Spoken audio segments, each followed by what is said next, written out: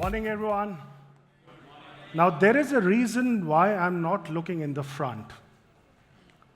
I have my best of friends, well-wishers, and the most, what I call, the best of detractors also sitting in the front. Because for whatever reason we are here today, it's not just because of what you see the numbers. It's because of all of them who are sitting in the front, because some of them really nudged, coaxed, and really cajoled us to do something like this. And as it happens, sometimes when you do things with serendipity, it turns magical. This is exactly what Gen AI is all about. I think over the next 8 hours or so, what you should anticipate is something you've never witnessed. Last year, almost at the same time, when we did this summit, we were honestly unsure about how GCCs will actually take it as a part of what analytics, what AI, what Gen AI can do. Let's be honest, there are events which are happening just focusing around GCCs. Some of them have just been executed in the last few months. And in fact, I've been told we are the last which is happening in this current, I would say, quarter. What makes this event different? What's the whole secret sauce of this event? And I'll tell you something which is very key. The secret sauce is not about the themes, it's not about the agenda, it's not about the speakers. The secret sauce is about the sum total of 181 GCC leaders over the last 4 months gave us honest, candid, and absolutely very, very open feedback what should go into the themes, the topics. And this was not enough. We even went to the extent of going to our ecosystem, the partners, providers, consulting organizations. And something which came out was absolutely what I call a Lego puzzle. And then we were almost insisted by someone, use ChatGPT. We said no. I think somewhere that creativity of humans come in. And this is where I think when we talk about GCCs, 17 years back, when I was the country head for Fidelity National Financial, I remember there were days we used to talk, and some of the friends are sitting who are also holding similar positions for the, I would say, other set of GCCs. One, we never used to call it GCCs. It was captives or the shared service centers. And loosely built in one of the sessions, someone said, look, let's stop using word captive. And in a humorous way, we asked the reason, and they said, look, the only thing captive in your life is when you are captive to your spouses. So let's take out that word. It's got a bit of negative connotation, if I may. But essentially, think around how today they are well integrated in the enterprises, they are more strategic, they are more transformative. The best of the unleashing of the new products and services and platforms is happening from GCCs. I think that journey in the last 17 years has been phenomenal. And I can tell you, for the ones who have seen the movie and who are witnessing the movie from outside, it's the beginning.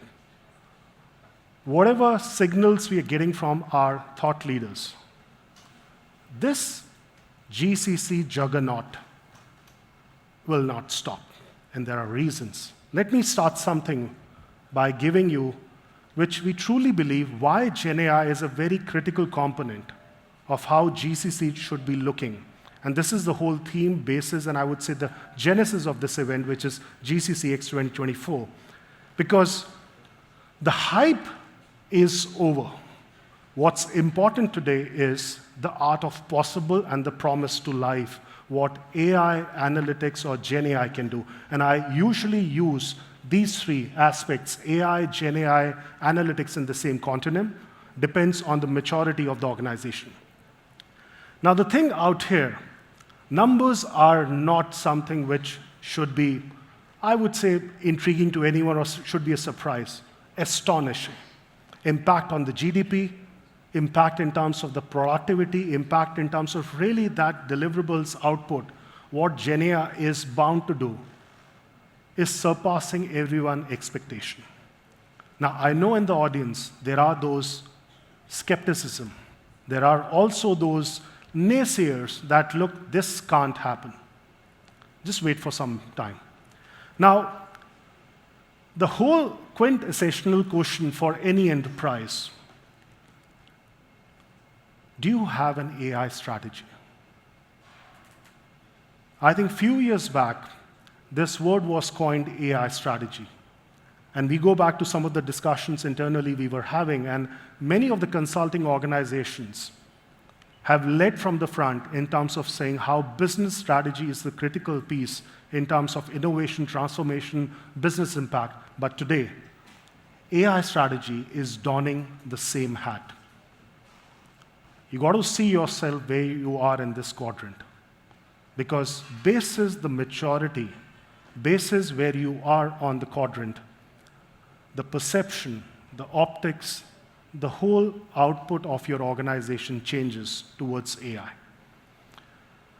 And the fact is, it's not just about AI strategy. When we talk about the whole aspect of where it's going embedded, where it's penetrative, 3 dimensions. 1, the whole aspect of reimagining the customer experience is today the utmost priority of any B2B, B2C organization. Preferences have changed. Today, innovation at scale, at the speed of light, is the need of the hour. And third, transformation, disruption is not a taboo, it's a reality, which leads to the organization really mapping out how they can use AI for maximizing the business impact. And which is where 3 dimensions I want to talk about. What's happening in the GCCs? By the way, whatever, as a disclaimer, I'm saying today is just an output of the design. The presentation has been morphed, but the key ideas have been aggregated in conjunction with several leaders who have given their viewpoints that, look, this is exactly what's happening in the ecosystem of GCC. 1, forget about analytics center of excellence, forget about data analytics center of excellence, or forget about any other capability hubs. The real reason tomorrow GCCs may look at, and again I say that's a derivative of the maturity, GenAI center of excellence. And you got to have a path, you got to have a strategy for that. And that path needs to have a process, a framework, or a playbook. Different dimensions coming in, we have one possible way of showing this. Second, when we talk about GCC, you can't take out the governance, risk, compliance, and the regulation part. Equally important, but more so, it's very intrinsically linked and embedded as a part of the center of excellence. So whichever GCCs you're part of, irrespective of the industry segment, the component around how the whole risk, governance, mitigation strategies around center of excellence needs to evolve, needs to come in. And most important, talent. I keep on saying with no qualms, the jobs of today may not be the jobs of tomorrow. And we are experiencing that faster than what anyone anticipated. Take a look at some of the financial commentaries which are running every day. Job loss, job displacement with AI, with GenAI. It's happening more faster than what we anticipated. Does that mean the current set of roles, competencies, or the skills goes out of date? I think we've discussed a lot. It's all about morphing yourself what is relevant today. Only thing that relevancy is a very short period. So being flexible, fungible is the key. Now, this is again what I keep on saying, an aggregated view from almost 200 GCC leaders, what we gathered. And what we came out is something what I call, in a very interesting way, a playbook of GenAI, how one should look. Now, whether you are working in an enterprise or a GCC, it's an agnostic kind of, it's an aggregation. But the fact over there, what's happening is, there's a lot of noise. There's a lot of buzz around that. I think it's time folks need to understand what's really meaningful for them. And that's the first aspect which is very critical, that cut down on the experiments. The days of POCs and experiments seems to be over, where organizations and GCCs are realizing that, look, they got to have a strategy around what's the real mix of technologies, talent, processes, and the businesses they need to bake in as the set of ingredients for the success of their enterprises. Which means siloed, minuscule experiments can't work, which also means the stacking up of the technologies. Now let's realize, many of the GCCs are the Fortune 2000, Fortune 5000 companies. They already have legacy tech, legacy applications sitting in their environment. Now, how does this whole proliferation of tech should come out in terms of clarity, in terms of what's the possible aspect with GenAI or not? The other piece, which is very, very important, is, look, only when we start, we realize the cost seems to be spiraling. So many conversations with the GCC leaders, 8 months down the line when they had chartered on the way of embarking on GenAI journey, Samir, cost is prohibitive. I said, really? 8 months back, what was the thinking we had? And I think some level, we are missing that piece around. And that's happening because the sum total of strategic view as a part of the enterprise, what GenAI can do, is missing. Which also leads to the aspect, how do you build the most state-of-the-art, bleeding-edge teams around this? Well, when I talk to the leaders, the focus is, I've got modelers, I've got visualization guys, I've got data scientists, I've got NLP, conversational AI guys. Wait a sec. Is the sum total of that talent adding up to the output what you're looking? Are they realizing what's the overall objective, what they're trying to solve in terms of problem solving at scale? That's the question which teams should answer when they're sitting together as a part of the GenAI journey. The piece over there, data. Throughout the day, we will have a lot of conversations around data. Well, I think we are looking for really that perfect side of the data. Let's not do that. What's important, we need to realize, GenAI is not a new acronym, buzzword, nomenclature. In this room, if I talk about, by the way, it's a sold-out event, and I was looking at the whole composition and the audience demographics.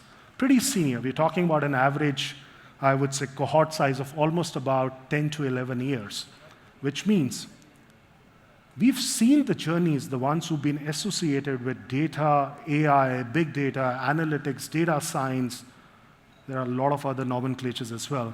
We've seen that movie in the past, right? What's changed? The change is democratization of intelligence at scale, which is what GenAI is almost tickling us, provoking us to think about. Because when machines starts acting more than the human, there are bound to be those unsettling of egos which will happen. And which is where some of the provocative discussions don't happen in terms of what needs to be done.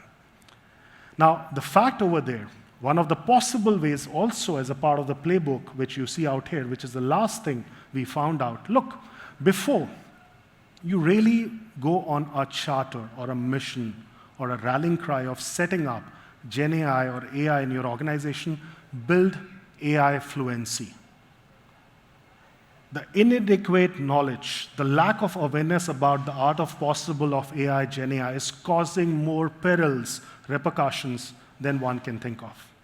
Now, whether you come from the top or you come from the bottom, essentially, if the organizations haven't figured out a way to become AI fluent, then the whole aspect of culture, integration, AI flow will not cascade down the line.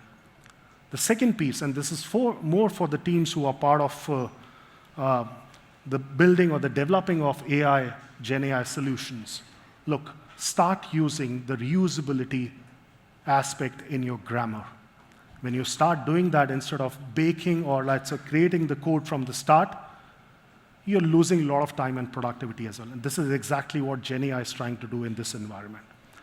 Now, the fact, if we just take a sum total of top 10 cumulative Gen AI use cases, and I won't rattle out here because of the lack of the time, seemingly every business function, every industry is getting now proliferated with Gen AI.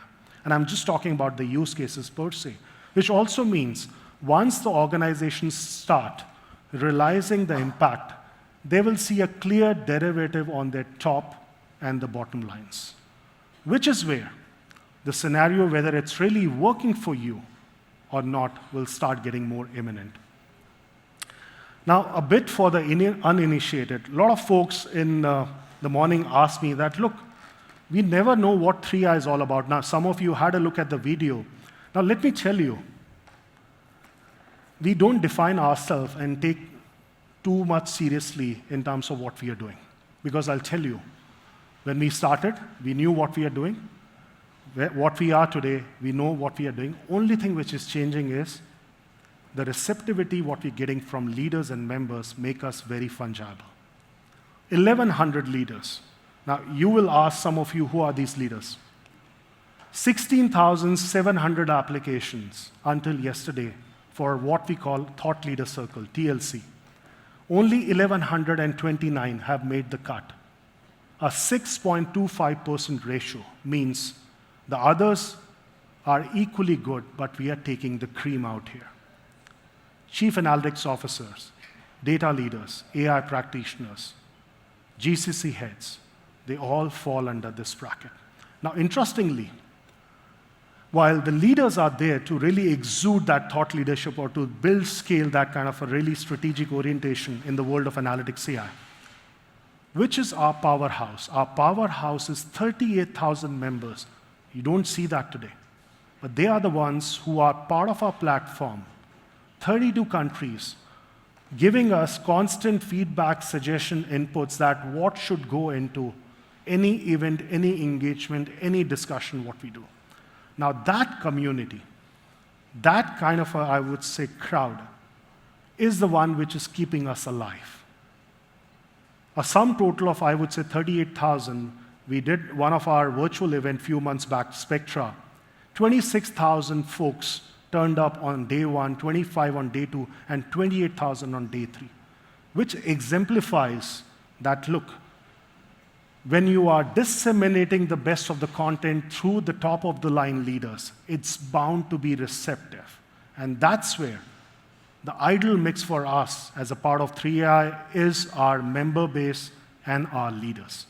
And I keep on saying, look, without their support, patronage, and absolutely open feedback, we will not survive. These are our bespoke forum, 3 forums, Upper Crest, TLC, and CMC, all aspects of what we call demographics of experience from what we say mid to, I would say, seasoned, have been captured in this.